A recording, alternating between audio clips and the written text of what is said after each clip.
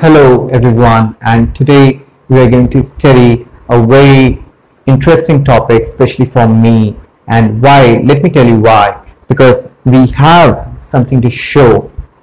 And what are these actually? So if I'll just try to analyze and try to see, okay, so I see that, let's say I'll take one by one, and I have this little triangle, and yes, they have three sides. So I see 1 and 2 and 3. So tri means 3 and 3 angles. So very nice.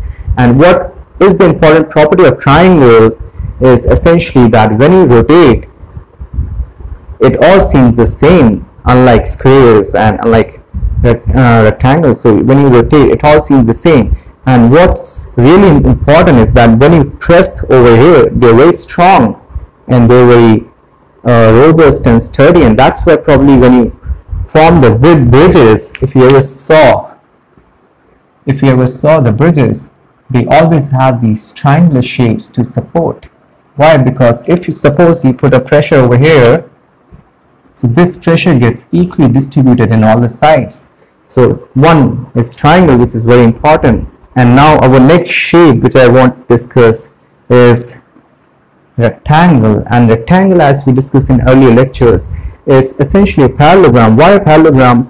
Because the side over here in orange is equal to the side over here, and also since it's a rectangle, so the angle is 90 degrees over here, and this smaller side, which we also call breadth, it's equal to this opposite side, and the angle is 90 degrees. Well, till when? Unless until you put a pressure over here until it tilts, right? So we do know these properties of triangle and rectangles.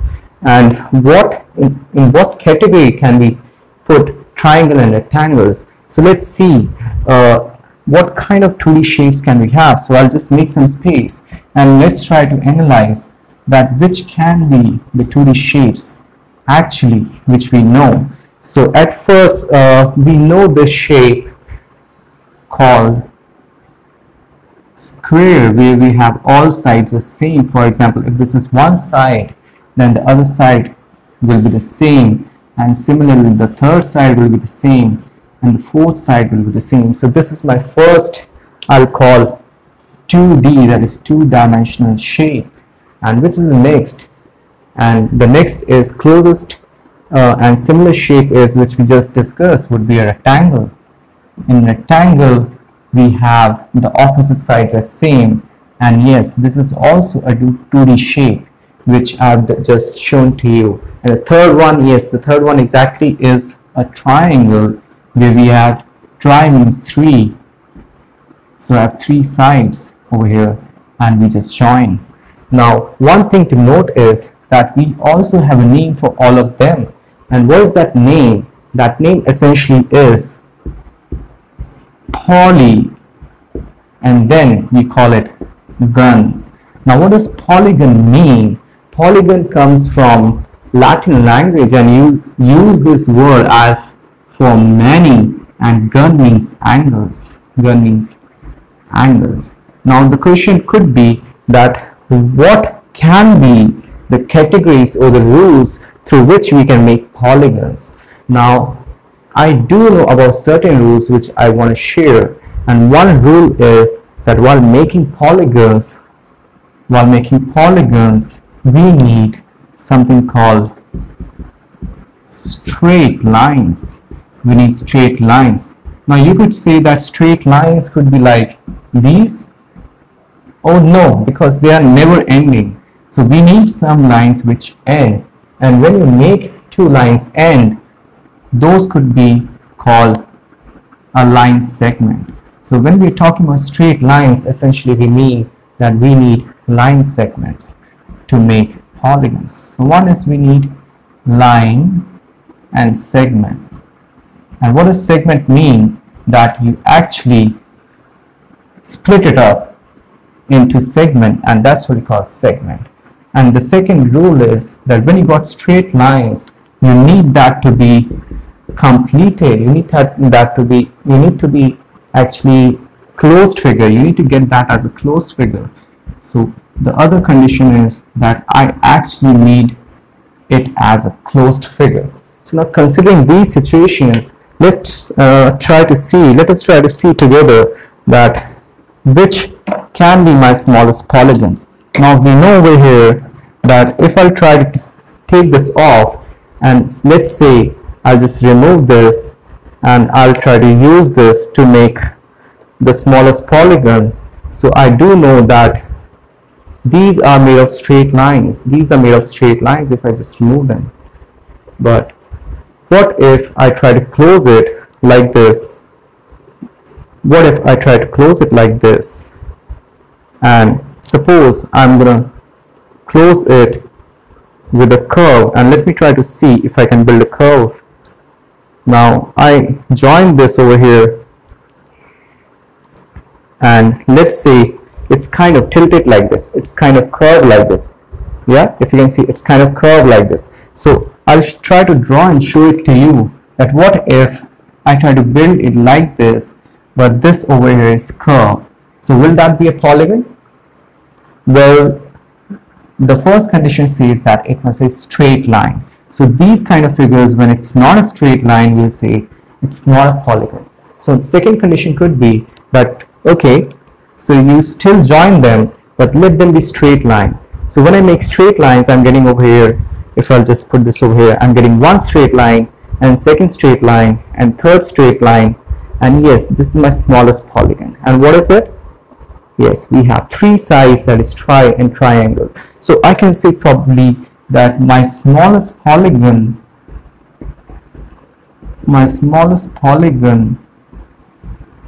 is a triangle. Now what can be a bigger polygon than triangle?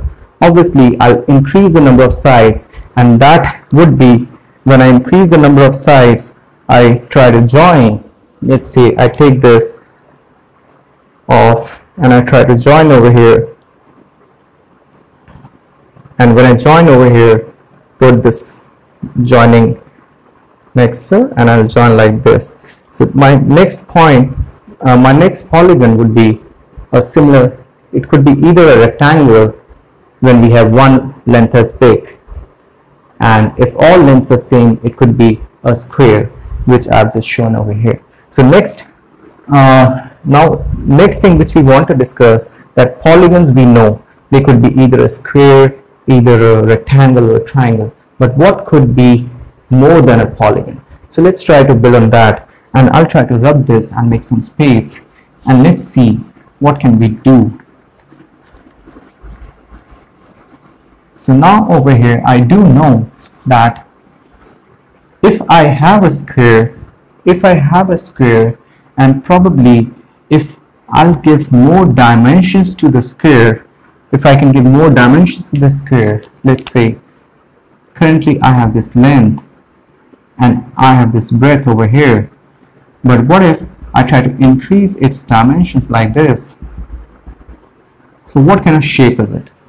So I have this length and I have this, let's say, breadth, and I have this height. So my dimensions increase. So earlier I have just two dimensions, that is one length and one breadth, but now I have a length, a breadth and height. So earlier we were talking about two dimensions, but now when we have a length and a breadth and a height, so we got essentially three dimensions. We got three dimensions. Now when we have these three dimensions, probably we want to build the shapes accordingly. So what we'll do, we'll try to make use of this net over here, and I'll try to closely show what exactly is a net. So it's a paper cutout, and it's split into one square and two square and three square and four square. And when we try to observe it carefully, we have 1, 2, 3, 4 squares in vertically, and we have 2 squares on the sides. So 4 plus 2, I've got 6 squares. Now when we try to close it carefully, I'll fold it like this and fold from the left hand side as well, and here I'll just close the room like you have just room, and on the side as well I'll close, and now this top, like a top of the terrace, or your ceiling, you just close it. So you get a complete room and you close. So what do you think this might be? What do you think this might be? So this is very close to what we are making over here, which is a cube. So what we can say, when a square has been enhanced to a 3D level, so our square was a 2D, but when it has been enhanced with the height to a 3D level, we can say that this square is changing to something called cube. And this cube is made of how many squares? Well, we can simply open and check.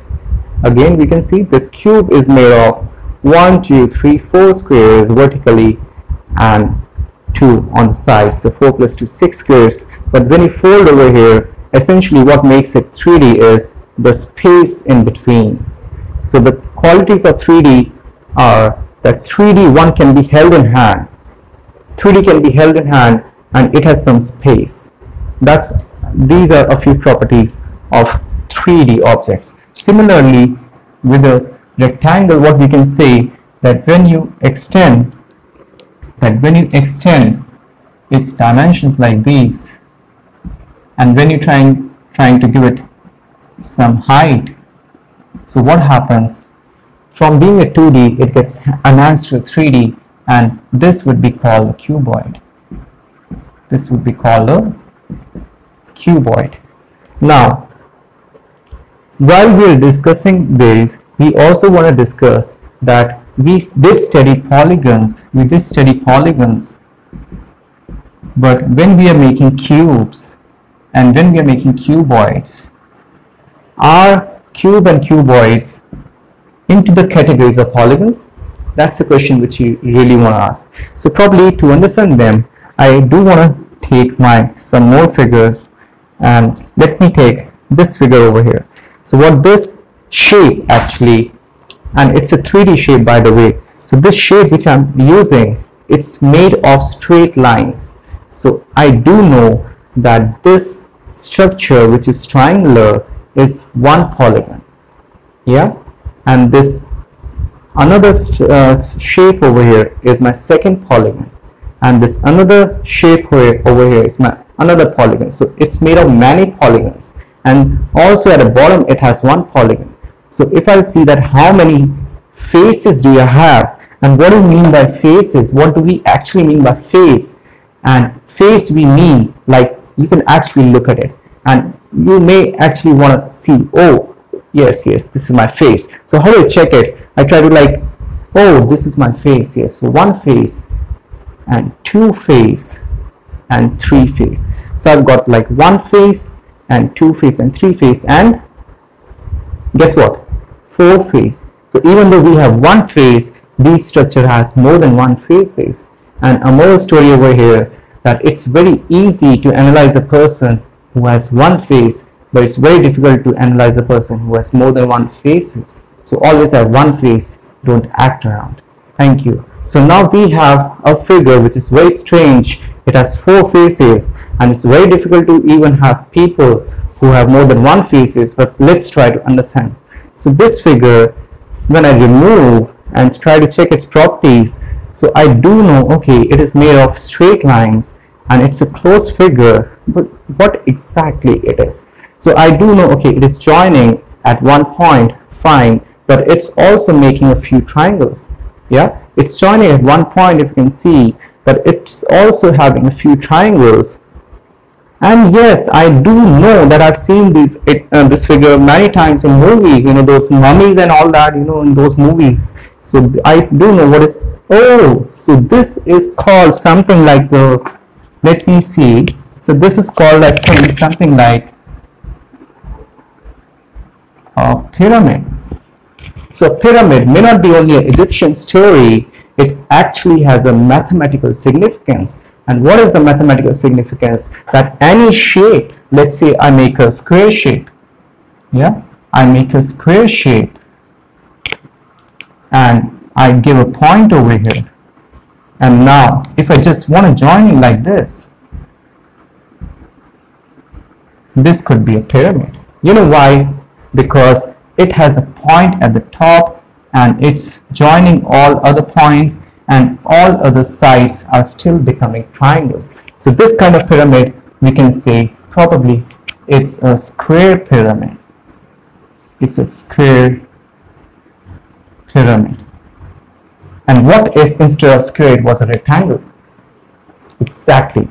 If it was a rectangle, it could be called a rectangular pyramid. And what about my room? I mean, my room is not pyramid because it has a top which is flat. So let's try to see a different figure. So this figure over here, I see, okay, this figure has triangles, but it has a flat surface. It has flat surface at the top and a flat surface at the bottom, and the sides are okay, so these are parallel to each other, and these sides are also parallel to each other. So what I can say, okay, it has a face. I can count how many faces. So like face, okay, so 1 face and 2 face and 3 face and 4 face. Very nice.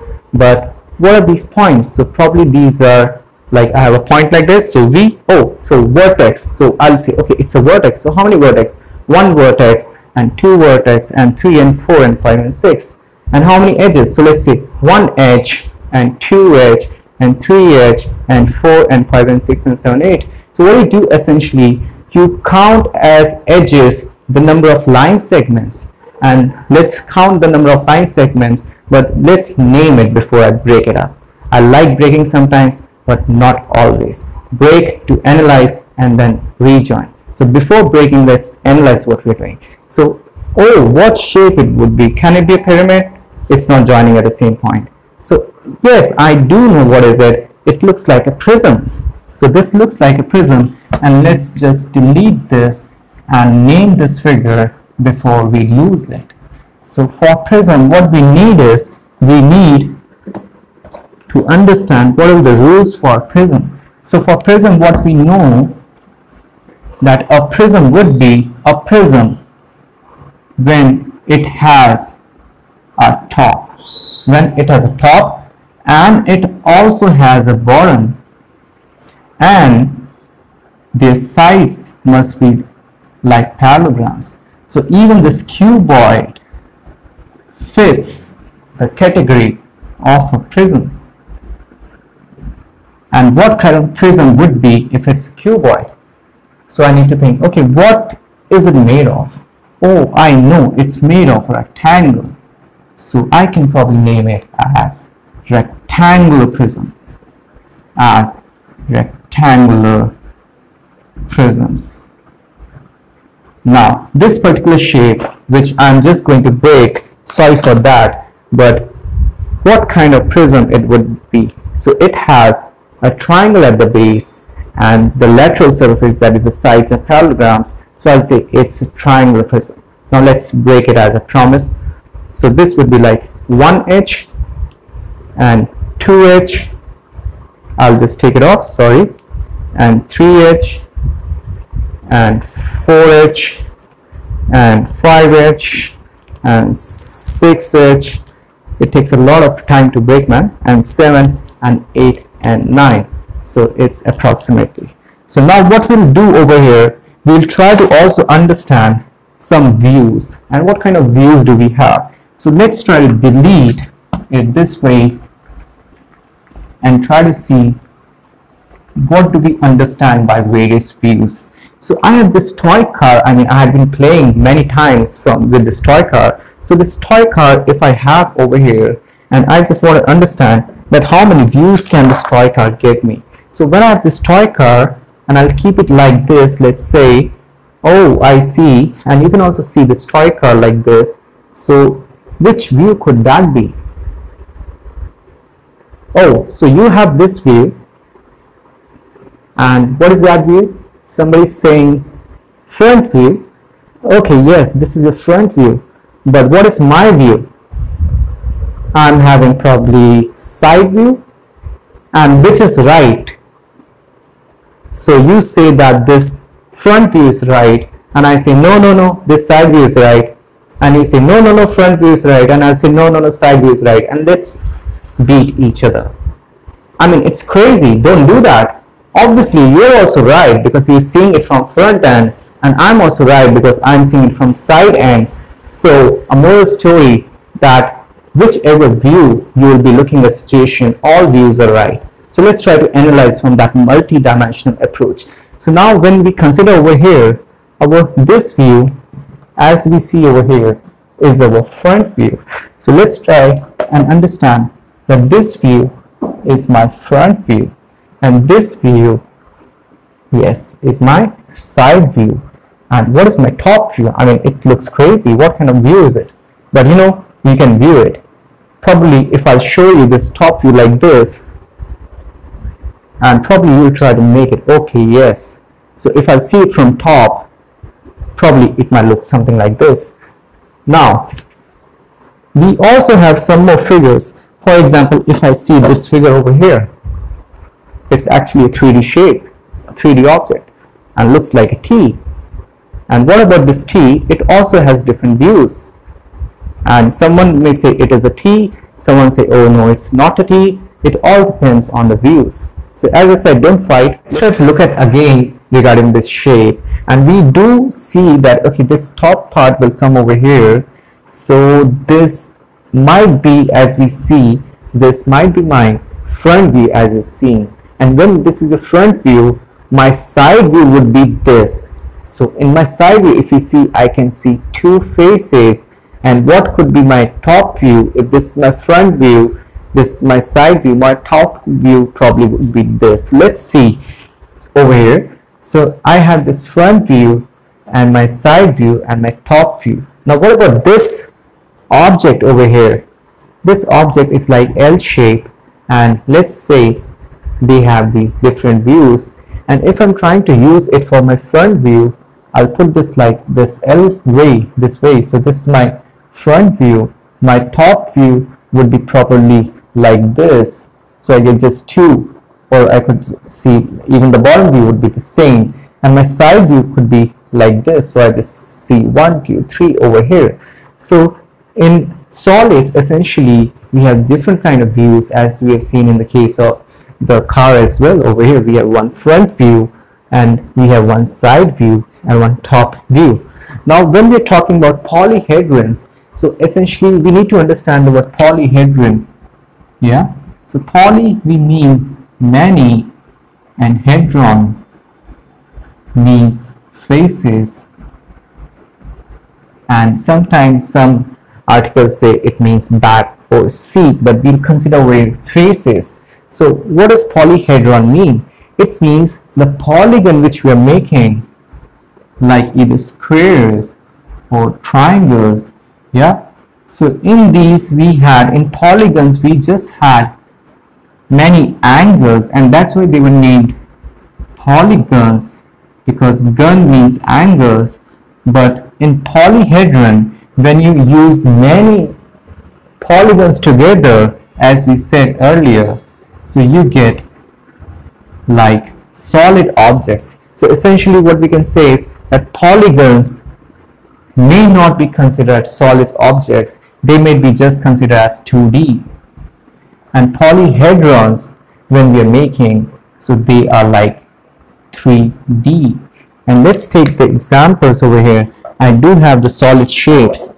So like this solid shape over here, it's like I have one polygon which is a square, and then if I rotate, again another polygon which is a square, and another polygon, and another polygon, and another polygon. So it virtually has 4 squares on the sides, and 2, one at the top and one at the bottom. So this cube is essentially have outer surface. This cube has outer surface out of 4 polygons, which are essentially squares. And also when we see this shape of a prism, so we do see that its top is a triangle and its bottom again is a triangle, and they both are of equal shape and size. And that's the condition of a prism, that top and bottom must be of equal shape and size. And when we actually try to see the sides, so I see one lateral surface as parallelogram, the other as a parallelogram, and the next as well as a parallelogram. So we see that this solid object, essentially a polyhedron that is made up of many polygons, that is two triangles and a few rectangles or parallelogram. So this polyhedron essentially is made of many polygons, and that's why when we're talking about polyhedrons, so we have two kind of polyhedrons which we just discussed. One is a prism and the other is a pyramid. And let's take example of a pencil. If we see a pencil, so pencil is also a kind which we see over here. So this pencil is also kind of a prism, because you see over here we have a hexagon over here, and the other side also a hexagon, and we have this lateral surface. So when we use a pencil, that's also kind of a prism, and the name would be, since it's a hexagon, we say hexagonal prism. And what could be an example of a pyramid? Let's say we are going out and we are camping. Yeah, we are camping, and we put our tent like this. So probably it's also a kind of a pyramid. And what could be an example, real life example of a prism? So let's say my room or my house. Let's say my house is this way. Yeah, my house is this way. So this cube shape over here has top and bottom approximately the same. So we'll say my room or my house mostly in our world is more of a prism, mostly a rectangular prism, and my tent when I'm camping is mostly a pyramid. Now let's see which are non-polyhedrons. We do have polyhedrons, but we do also have non-polyhedrons. So let's see which shapes do we have. And I have this shape which is like a ball, and it's a ball, but essentially what we call it is a sphere, because whenever I rotate it just shows me all sides, all faces as same. So we also have a other figure which is like a cone, like an ice cream cone, which we say. So we do have this, and the bottom of a cone is always circular, as we know, but over here when you see the lateral surface has a very nice curve and it joins over here. Now these two are very nice examples of non-polyhedrons. Why is that? Let's see. So I'll try to rub this and make some space and see that what are non-polyhedrons. Yeah, what are non-polyhedrons? So we do know what are polyhedrons, that polyhedrons are made of polygons, and polygons were made essentially of straight lines,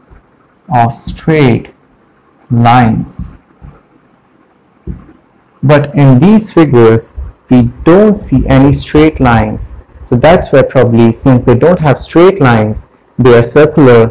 So probably we'll say the figures which don't have straight lines, like the sphere over here, or like this cone over here, so we'll say they are non-polyhedrons because they are not made of straight lines. And with this minor difference, we'll try to move on with something which we call Euler's formula. And what does Euler formula indicate? Let's try to see, and we'll try to analyze that what do we have in Euler's formula. Now this particular shape, we see that we have various faces over here. Probably you won't be able to see all the faces since we don't have a physical object, but let's try to find that I have one face here, the other face here, so 2 and 3 and 4, and 5th would be behind, and 6th would be here, and 7. So total I have 7 faces. The vertices, as we said, be like a point. So let's try to count the number of points. 1, 2, 3, 4, 5 above, and 5 would be below, so it would be like 10. So we have 10 vertices on which all the edges are connected. And how many edges do we have? In total we have 15 edges. So when we have faces, number of faces in this figure is equal to 7, the vertices are equal to 10, and the edges are equal to 15. What Euler's formula for polyhedron,